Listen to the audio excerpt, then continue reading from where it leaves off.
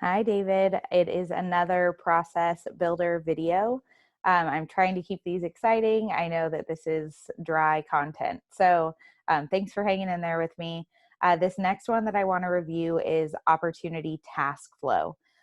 So because we had so much going on in the opportunity creation and edit flow, I decided that it would be kind of easier to digest and then easier to modify if you do want to make changes if we broke the task flow and the email alert flow out from the kind of standard opportunity flow.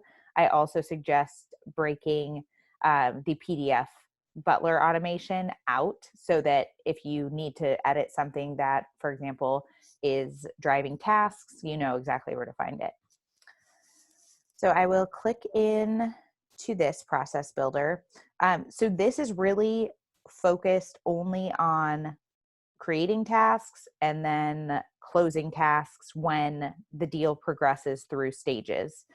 So I try to make these nodes as clear as possible. So I won't go through them all because I think that you'll be able to quickly kind of get your bearings and figure out what is going on in each one. But for example, here we are saying when initial offer is sent and it is a single property and it's either MLS or iBuyer, which is part of the requirements. Then we want to create sales follow-up tasks. So I was actually able to create recurring tasks. So instead of creating, having an action for every task, say we wanted a follow-up task on the first day, the third day, the fifth day, and the seventh day.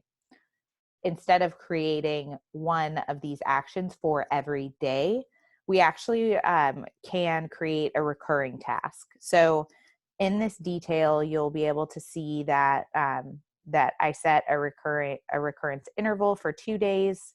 You can see that it recurs daily, but because I set it to 2, it's going to do every other day.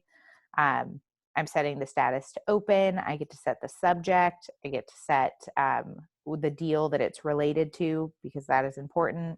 Back up at the top, you can edit the description that is in these automated tasks. And then here is saying that I do, in fact, want to create a set or a series of recurring tasks. One important thing to note is the assign to ID. So we can't assign tasks to a group of people.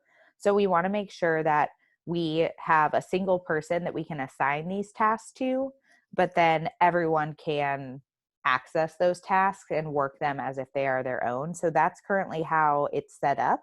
But you can change this person. And this ID that you see here is simply, here, I'll just go to my user. It is my user ID. So I'm going to go to my user record so you can see where I grabbed this from.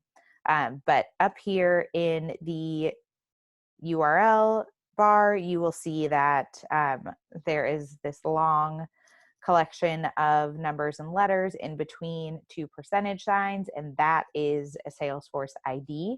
So I grabbed that, pulled it into the process builder, and that's how it is assigning tasks to different people. So, all right, just to show you how I'm closing the tasks in the next node, you'll see that if we are in contract negotiation now, and this is not on a Swift deal, we want to close any tasks that were open. So we're saying if they were recurring tasks and the status is open and this was the subject, so this is how I'm making the distinction between closing the tasks that I'm auto creating versus closing every single task, because there's a chance that salespeople may create a task for themselves, and I don't want to close that. I only want to close the ones that I'm auto creating.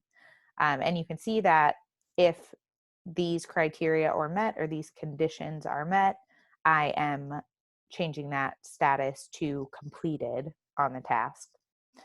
So as I move down the list, again, you can kind of see what deal types and then what stage these criteria are, and then what the task is. So for example, here's one that is not recurring. So this is saying that if we're in that due diligence stage and the earnest money deposit is not equal to null, then we need to send uh, a task to accounting. So because accounting is not in our system right now, I believe I assigned this to Daxon, um, and that way he can pass on the message. But basically, this is what it looks like if there is not a recurring task. So you can see that I have none of those recurring fields here, but I am still relating to the opportunity. I'm assigning it. And then I'm also setting a related deal stage on the task so that they can, when they're working the task, they can see and have an idea of what stage that deal is in when they're working the task. So that is it for the opportunity task flow. Again, there are a lot of tasks being automatically created, all based on requirements. So if requirements change or requirements are added around task creation, then this is where those changes and additions will take place. All right, thanks.